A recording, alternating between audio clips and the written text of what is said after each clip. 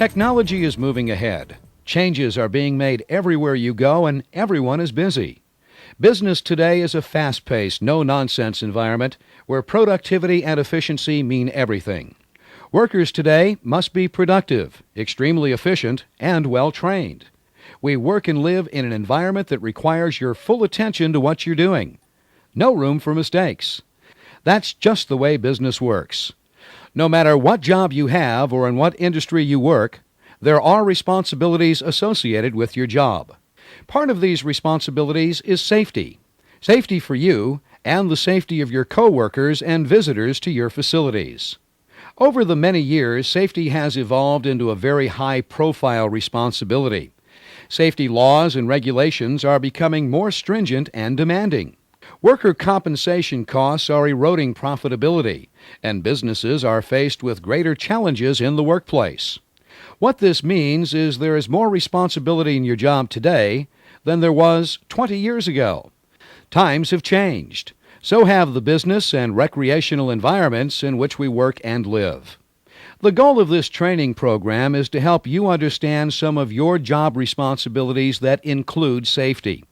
Safety is a major part of your job, no matter where you work or what type of job you perform. Persons who work in areas where it appears there are no hazards, such as in an office, often have a misunderstanding of how safety applies to them. Sometimes we think that safety doesn't apply to us. Actually, safety applies to everyone in all departments all the time. You'd be surprised to learn that office accidents can occur as often as any other department, even though the physical hazards appear to be less in an office environment. Safety is your responsibility no matter where you work or what job you perform. It's management's responsibility to provide safety training and information about your specific job, machines, equipment, and other potential hazards. In every organization, there are policies and procedures relating to your job and how you perform it. It's your responsibility to learn and follow these policies and procedures. If you have questions, be sure to ask your supervisor. If you're new to the company, there are many questions you'll have during your familiarization or orientation process. Ask questions if you're not sure about something. There are no dumb safety questions. Keep in mind that you must be trained and authorized to operate any equipment or machine before you should attempt to use them. Certainly, if you were an expert in computer systems, very little training, if any, would be required. However, in this case, the company may want to provide some guidelines on authorized uses of the computer, which could include company policies and procedures that apply to your job. If you'll be operating equipment that has the potential of injury to you or others, more detailed training would be required. Additionally, there are some new safety standards that require site-specific or job-specific training. In other words, if you're assigned as a forklift operator, you must be trained in proper forklift operations, and you must also be trained in all the other potential hazards of that job. Some of the hazards associated with forklifts include carbon monoxide poisoning, handling propane gas, using and charging batteries, working around pedestrians, and other similar potential hazards to which forklift operators may be exposed. You can see that training is more involved and detailed than most people think. Years ago, training was fairly simple because safety issues were simple. In today's business environment, training is an ongoing process. There are always more things to learn, especially about safety. Now you know you're supposed to be trained and authorized before operating any equipment, and you know that safety is your responsibility. Let's take a look at some of these safety responsibilities.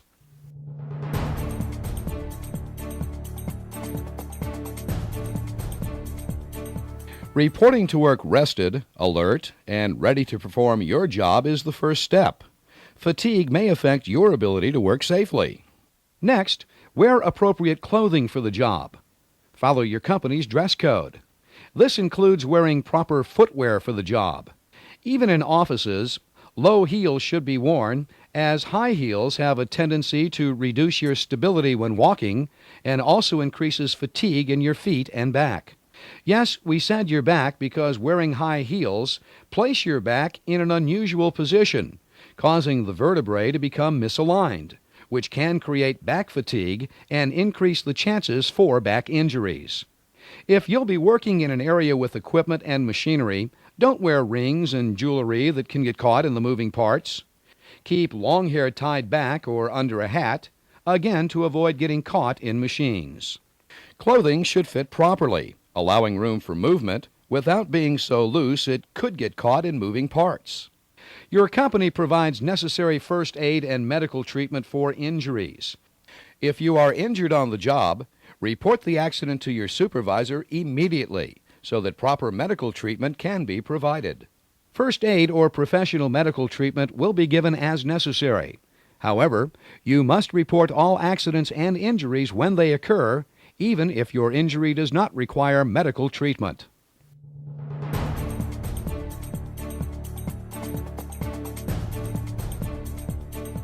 Let's take a second to discuss bloodborne pathogens.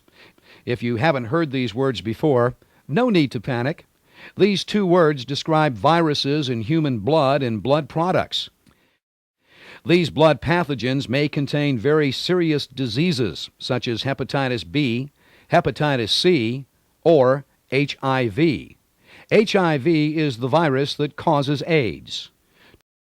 To protect you from the potential of contracting these diseases, precautions must be taken around blood and other body fluids.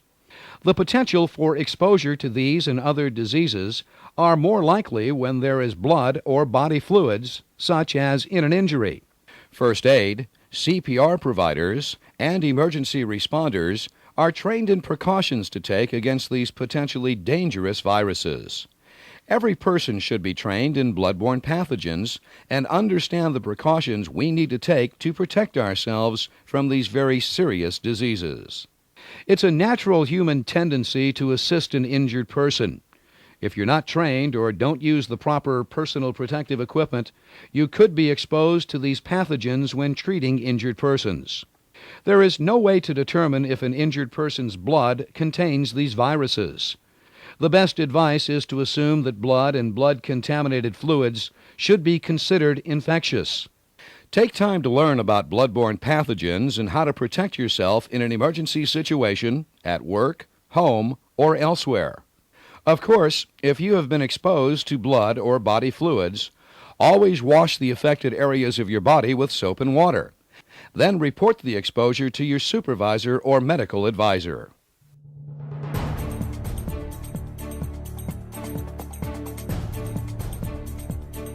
What is PPE and how does it affect you?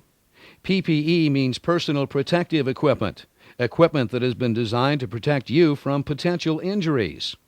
When required for certain job assignments, PPE will be issued to you and it's your responsibility to wear it. PPE could include safety glasses when your eyes are exposed to potential injury, gloves to protect your hands, hard hats for head protection, hearing protection for high noise areas, face shields to protect your face, respirators, specialized shoes. All these and more are considered personal protective equipment.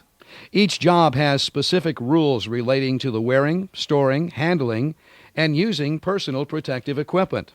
Learn what the rules are and why the equipment is required. Let's say you work in an area where gloves are needed to protect your hands from rough or sharp parts. In that same area, you may be required to operate machinery, such as a saw. You use gloves to protect your hands in one case, but never wear gloves when operating machinery, such as a saw. The gloves can get caught on the moving parts and pull your hand into the dangerous part, causing a more serious injury than if you had not worn gloves. Safety glasses and face shields are another example.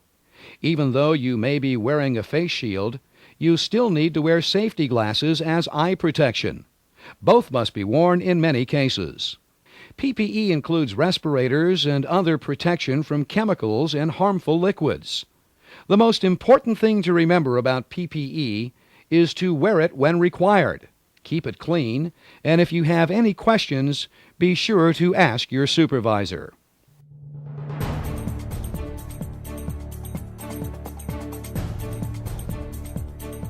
Electrical safety is another important safety consideration.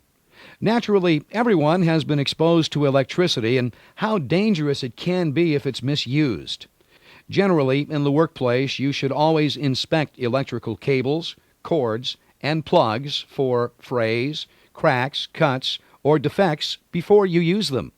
If the electrical tools or equipment you use do not say double insulated on the manufacturer's tag, then they must be grounded with a 3-prong plug and a grounded cable.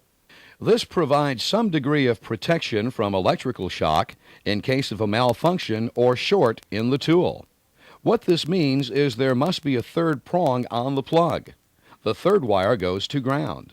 In case of a short or malfunction, the electricity will flow through this 3rd wire to ground and not through the person holding the malfunctioning tool or equipment.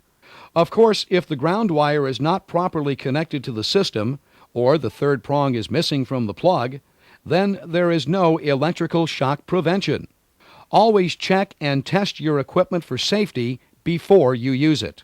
Naturally, never use electrical tools near or around wet floors or other wet or damp surfaces. This includes electrical tools when your hands are sweaty or wet with grease or other liquids. Unplug electrical appliances or electrical tools before cleaning or repairing them. Never overload a circuit by using octopus plugs to plug additional appliances into the electrical outlet. When removing a plug and cord from the outlet, never pull on the cord. Grasp the plug and pull the plug, not the cord. There's much to learn about electrical safety, so take care to ask questions in your assigned work area if you're unsure about electrical safety or anything else in your work area or job.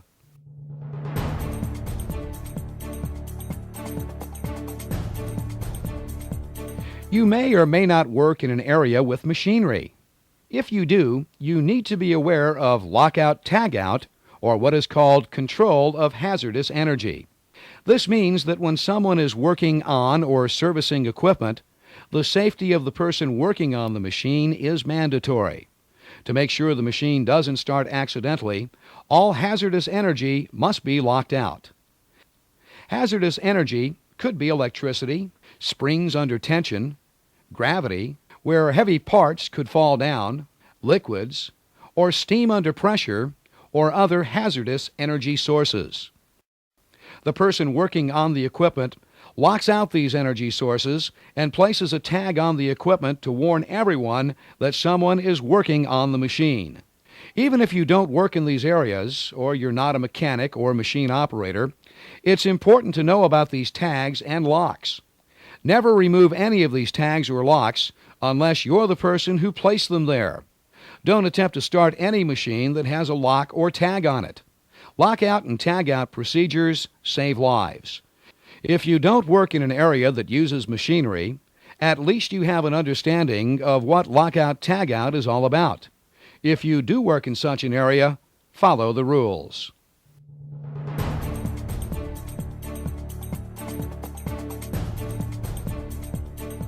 What should you do in case of an emergency? There are emergency action plans for different types of emergencies, such as fire, tornado, flood, hurricane, earthquake, and other unexpected emergencies.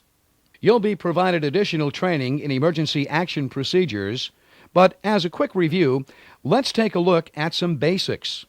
In case of fire, exit the building by appropriate exits. Remain calm and report to your designated area so your supervisor can account for you. It's important to know if anyone is left inside the building or if they are missing. In case of earthquake or a tornado, it's best not to go outside. Falling electrical lines, broken glass, or other dangerous conditions could exist outside your building. Experts recommend that you get under a sturdy desk or other heavy object and duck, cover, and hold. Duck under a heavy object for safety. Cover your head with your hands and hold that position until it's safe to move. In cases of emergency, there are people assigned to direct you to safety or what action you should take to protect yourself. Remain calm and use your good judgment and training to protect yourself and the lives of others. Make sure your emergency action plans are kept up to date, that proper emergency telephone numbers are located on every telephone, and that everyone knows what to do in case of an emergency.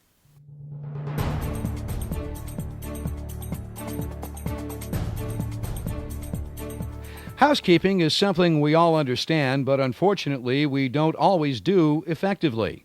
Housekeeping is a bit more than just keeping your work area clean. It's keeping the work area clean, and it's also looking around for potential hazards. When hazards or unsafe conditions are spotted, it's time to correct them or notify management so they can be corrected. Housekeeping is keeping exits clear and unblocked, keeping electrical panels clear and unblocked. Housekeeping is checking your work area for materials, cords, cables, or other items that can cause slips, trips, and falls. It's checking your equipment to make sure grease or oil doesn't leak on floors, causing potential slips, falls.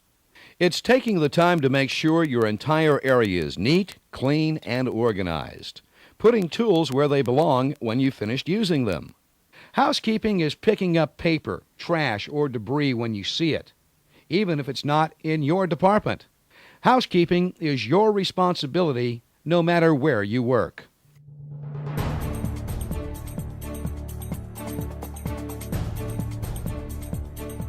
Along with housekeeping is fire prevention. Good housekeeping is the first step in fire prevention. If you have poor housekeeping, you don't have good fire prevention. Next are fire extinguishers. If you don't know how to use extinguishers, learn how. It's not as easy as it looks, because in case of fire, everyone is under pressure and may panic. It's difficult to learn how to use an extinguisher at the time a fire occurs. As a review of the use of extinguishers, the first rule is life safety is paramount. This means that unless it's safe to do, don't try to play the hero and try to extinguish a fire that could be hazardous. Your life is more important than property. However, it can be done safely. First, stand about 8 to 10 feet away from the fire. You don't want to be close to the fire because the pressure of the extinguishing agent may spread the fire. Think PASS, P-A-S-S. PASS stands for pull the pin.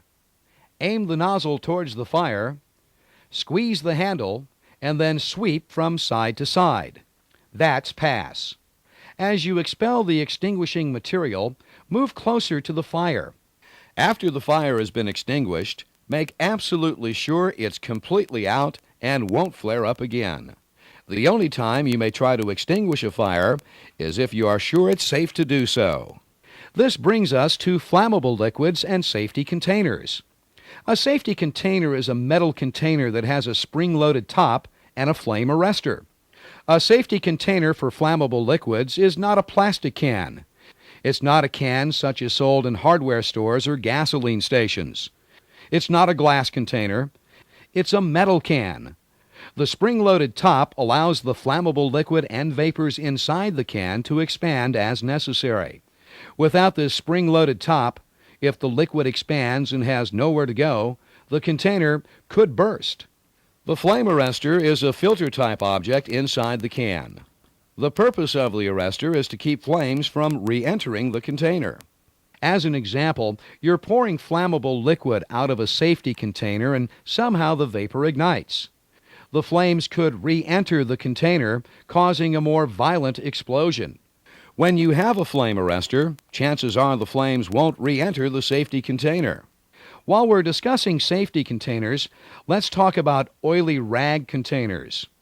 Oily or soiled rags must be kept in a metal container with a metal lid. The reason for this is that oily rags can create spontaneous combustion. This means the rags can create enough heat themselves to start a fire. If they are not in a metal container with a metal lid, the fire can spread.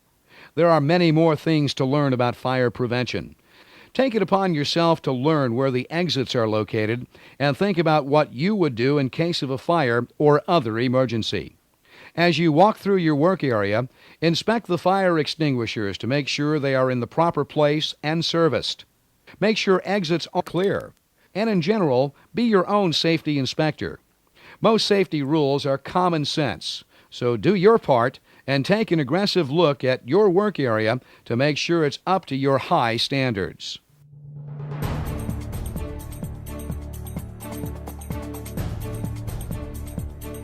Everyone gets visitors periodically, but in business, visitors to your facility must abide by your safety rules as well. It may be something as simple as wearing visitor safety glasses, but it could be more detailed. You are responsible to your visitors to advise them of any potential hazards. This is particularly true of contractors who may be working at your facility. Perhaps you have asbestos in your shop area on which they could be working. You're obligated to tell them about the hazard. Perhaps there are hazardous chemicals or other potential hazards. It's your job to make sure they know of these hazards. On the other hand, contractors or people who will be working in your facilities have an obligation to abide by your safety rules. It's your job to tell them what these rules are and the requirements. It's your job to make sure they don't bring hazards into your facility. This could be in the form of unauthorized chemicals or other hazards. No matter who the visitors or contractors are, they must observe your safety rules and procedures. It's your job to explain these procedures and requirements and make sure they are followed.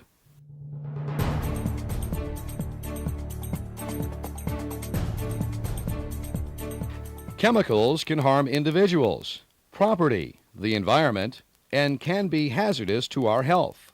There are literally hundreds of thousands of chemicals, and they must be controlled so they don't harm our health or the environment. Everyone handles hazardous chemicals either at work or at home. Cleaners, cleansers, bleach, pesticides, sprays, fertilizers are all hazardous chemicals. It's not only chemicals at work, but also generally all chemicals must be treated with respect and, above all, read and follow the warnings on all chemical labels. At work, there are many rules and standards that must be followed when handling, using, storing, and disposing of hazardous materials. All chemicals in the workplace must be listed on an inventory. If you introduce new chemicals in your workplace, these chemicals must be listed on the company's chemical inventory list. Each chemical must also have an MSDS. An MSDS is a material safety data sheet that is supplied by the chemical manufacturer and contains information about that particular chemical. This information is important since it tells you about the chemical, what personal protective equipment is required, what first aid procedures to use, emergency procedures, and much more. Any employee using chemicals has the right to review these MSDSs and to learn as much as he or she can to protect his or her health. If you use chemicals, contact your supervisor when you want to review the material safety data sheets for additional information on chemicals. Chemicals in your work area must be labeled. There are exceptions for immediate use type chemicals, but generally the rule of thumb is all chemicals must be properly labeled. This helps prevent inadvertent mixture or use of the wrong chemical. Hazardous chemicals can be spilled and create a potentially harmful situation. Your responsibility is to learn what chemicals are in the workplace and what action should be taken in case of a spill or other emergency. Just as in a fire, if you're not trained to handle the situation, report it, get out, and leave the cleanup to the professionals. If you notice a chemical spill and you're not sure what to do, report it so it can be taken care of immediately. One last thing about chemicals. If you haven't been properly trained and authorized to mix chemicals, don't mix chemicals.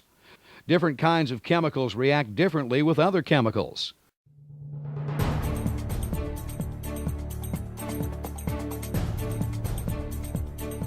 What causes accidents and injuries? Does anyone know the cause?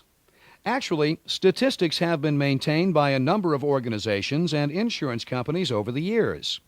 With millions and millions of accidents and injuries, it's fairly easy to determine the different accident types, causes, and other information. Accidents are investigated to determine what happened, so precautions and safety standards can be implemented to prevent the same type of accident from repeating. That's one reason we have so many safety rules and regulations. If people keep falling off ladders, that could reveal that ladders are unsafe to use. Upon investigation of ladder accidents, professionals can determine how the ladder was used and what actually caused the accident. In most cases, it wasn't the ladder, it was the person using it and using it improperly. This is true of most accidents, not just using ladders. You'd be surprised to learn that 85 to 98% of all accidents and injuries are the result of unsafe acts of people. That's right, unsafe acts of people. Not equipment, not floors, not ladders, not machines, but people. How can that be? People don't try to have accidents, don't try to injure themselves. That's true, but unfortunately most accidents are caused by unsafe acts of people. We're not saying that physical hazards never cause or contribute to an accident, because they do. However, 85 to 98% of accidents and injuries are caused by the acts of people. People taking shortcuts, not following proper procedures, ignoring safety rules, and just not paying attention. It's the priority we place on safety that makes the difference. When we think about the possible risks before starting a job and consider how our actions might affect the safety of others, injury and illness is less likely to happen. Certainly not all accidents are caused by unsafe behavior of employees. Physical hazards do create the opportunity for accidents. However, it still is clear the vast majority of accidents and injuries are caused by the unsafe acts of employees. What is the answer to this age-old problem? The answer is safety awareness. Thinking about safety on every task you perform. Maybe changing to better work habits. Taking the time for safety. Paying attention to the job at hand. Reducing the exposure to accidents by following safety rules and standards. If you really want to eliminate accidents, then you have to be aware of what you're doing, how you're doing it, and of course, use your good judgment and common sense to perform your job safely. If you make working safely a priority, it becomes a habit, and it's almost impossible to create an accident or injury.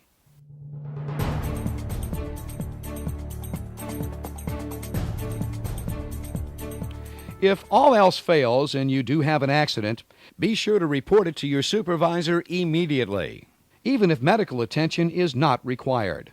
One of the main reasons for reporting all accidents is to ensure they will be investigated. Investigated to determine the cause or causes of the accident. In this way, appropriate action can be taken to prevent a similar occurrence. If you don't report near misses or accidents that don't cause injuries, you may be contributing to the next major injury or death. When you experience a close call that doesn't result in an injury, it should be investigated. Next time, it might not be a close call. Supervisors and accident investigators are only interested in the facts. The investigator is not looking to blame anyone, only the facts. By obtaining accident facts, proper procedures or rules may help prevent a future similar accident. So be sure to report all accidents and injuries, even if they don't create a major injury. Accident reporting is your individual responsibility. If you witness an accident, be sure to contact your supervisor and explain what you saw, again providing factual information. The more information you give during an accident investigation, the better the results for finding out exactly what caused the accident. Of course, if a visitor or non-employee is injured or has an accident on company property, it's essential that the facts of the accident and information be reported. Quite often, a non-employee may be involved in an accident on your property and will state they are okay or nothing is wrong. In most cases, this type of accident is not reported. But a month or two later, the company receives a notice of the accident without major injuries. Now the company has nothing to defend itself with because an accident report was not made of the incident. Report all accidents and injuries and near misses. no matter who, what, when, where, or why.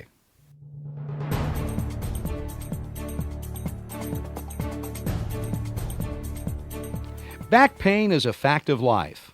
Many of us have suffered back pain and know that it's something to avoid. Most doctors don't agree upon what treatment for back pain is best. However, they all agree exercise and diet will greatly reduce your chances of back pain or injury. Since we're not doctors, you should get medical advice on diet and exercise that's best for you. Proper work practices will make a difference. There are some safe lifting techniques you can use to reduce the potential of injuries and back pain. You'll be given additional training on proper lifting techniques, but for now, let's review some basics.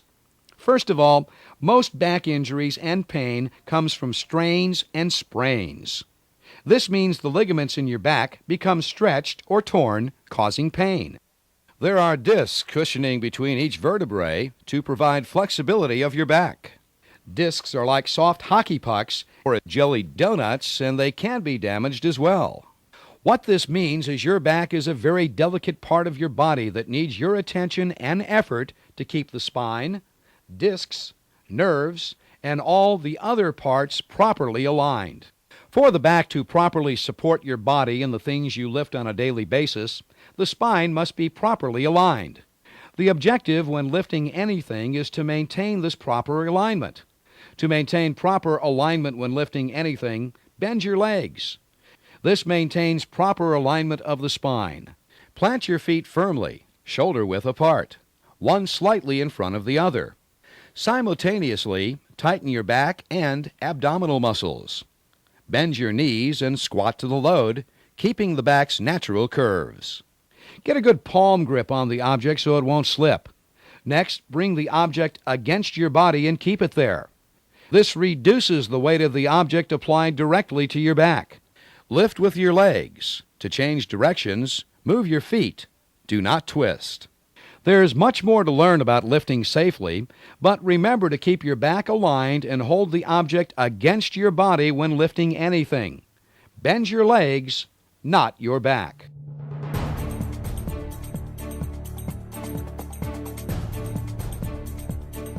Ergonomics is a relative new word in business language. Generally, it means adjusting the work to the individual, not the individual to the work. Everyone works better when they are safe and comfortable. What seems like small discomforts today may, over time, become a problem. Evaluate the arrangement of your workspace and how you work within it. As an example, we'll use a computer workstation. You adjust your monitor, keyboard, your body position, the height of your chair, and your elbows. You make sure your monitor is properly positioned at the proper height for viewing. You make sure there is no glare on the screen, and you take frequent breaks, get up and stretch. In other words, you fit the workstation to your comfort level within guidelines. That's ergonomics. You can apply ergonomics to anything you do. If you perform a task that hurts your back, neck, legs, arms, or hands, you need to find a way to prevent the problem. You're standing in one place all day long. Your feet and legs hurt. Time to get a small step stool or object where you can keep 1 foot higher than the other. This keeps your back in its natural curve and lessens the burden on your feet and legs. Some organizations use mechanical means to move heavy material from one place to another. Robotics is an ergonomic solution to repetitive tasks. Different types of hand tools, moving your workstation around to make it more functional, and reducing injuries. These and many other things are what are called ergonomics. One thing each of you can do is look at your workstation or work area and make suggestions how to improve safety. Sometimes it may be a very simple, easy-to-do change. We may need to practice better habits, such as posture, force applied, grip, and evaluate tasks. It may require engineering. No one is more qualified than you to know if something needs to be changed. If you have a suggestion, be sure to tell your supervisor.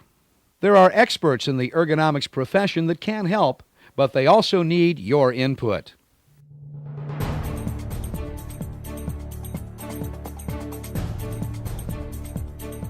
When we talk about personal hygiene and sanitation, it means more than just smelling nice.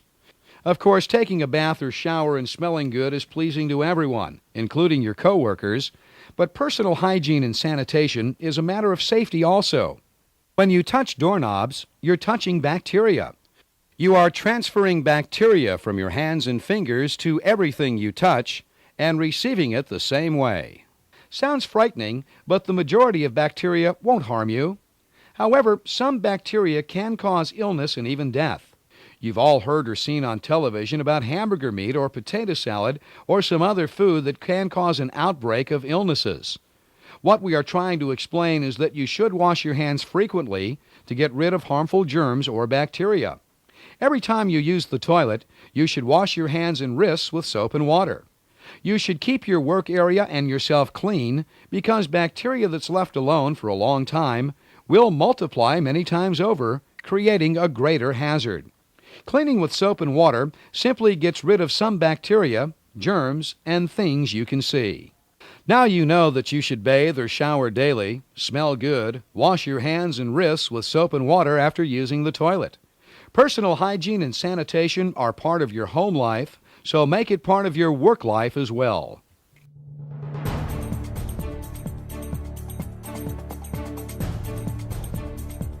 There isn't a safety program that can prevent accidents. No, safety is an individual responsibility that requires everyone to participate. If you don't have a good safety attitude and think about safety on each and every job, you're going to experience an accident. No doubt about it. Accident prevention comes from the person, not rules and regulations. Safety rules and regulations are guidelines that should be followed, but just having rules won't prevent accidents. You must follow the rules. You must learn that 85 to 98% of all accidents and injuries are caused by the unsafe behavior of people. Torn carpet or obstructions do not cause slips and falls. Slips and falls occur because people don't watch where they're walking. Certainly, safety is an obligation you assumed when you were hired. If you take that responsibility seriously, your chance of experiencing an accident or injury is greatly reduced or eliminated. Yes, you must be properly trained, provided with appropriate tools and equipment, and know the proper company safety policies and procedures. Management's job is to provide all these things. Your job is to use this information, tools, equipment, and training to avoid accidents and injuries. Productivity and efficiency are job requirements. Being on time, rested, alert, and ready to do your job are requirements. Following company policies and procedures are requirements. Safety is a job requirement, but more importantly, safety is a moral obligation to yourself, the company, coworkers, and your family. One accident is simply one too many. Thank you.